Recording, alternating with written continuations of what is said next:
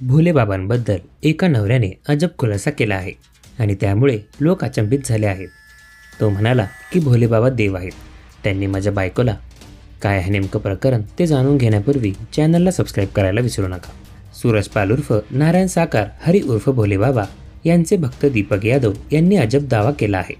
त्यांचा दावा आहे की करवा चौथच्या दिवशी त्यांची पत्नी संजू हिचा मृत्यू झाला होता आणि डॉक्टरांनी तिला मृत घोषित केलं होतं। मात्र भोलेबाबांनी त्यांच्या मृत पत्नीला पुन्हा जिवंत केलं। जेव्हा त्याने आपल्या पत्नीला भोलेबाबाने मंत्र टाकलेलं पाणी प्यायला लावलं तेव्हा ती पुन्हा जिवंत झाली। भोलेबाबांबद्दल जग कितीही बोललं तरी लोक त्यांच्यावर विश्वास ठेवत नाहीत, पण आमचा त्यांच्यावर विश्वास असल्याचं दीपक म्हणाले। सूरज पाल उर्फ नारायण साकार हरी यांच्यामुळे आपल्या जीवनात बदल झाला असून आपण त्यांना आपला देव मानतो आणि त्यांची पूजा करतो, असेही दीपकने सांगितलं।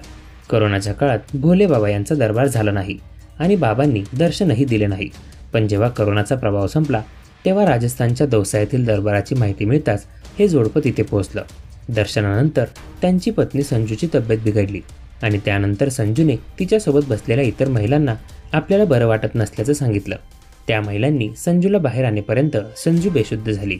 इतर लोकांनी संजूचा पती दीपक याचा शोध घेतला आणि त्याला पत्नी बेशुद्ध झाल्याची माहिती दिली। दीपक यादवने सांगितलं की जेव्हा त्याने त्याच्या पत्नीला बेशुद्ध अवस्थेत पाहिलं तेव्हा ती काहीच हालचाल करत नव्हती। महिलांनी त्याच्या पत्नीला घरासमोर जमिनीवर झोपवलं होतं। त्यावर घराचा मालक रागवला आणि म्हणाला इथून निघून जा। दरम्यान तिथे डॉक्टरांचा शोध घेतला असता तपासणीनंतर त्यांनी संजूला मृत घोषित केलं।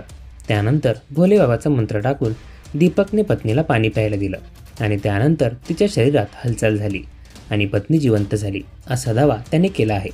तो म्हणाला त्यांचे अनेक चमत्कार त्यांच्या आयुष्यात पाहायला मिळाले। तो आणि त्याची पत्नी आणि कुटुंबीय भगवान भोलेबाबांची पूजा आणि आरती करतात।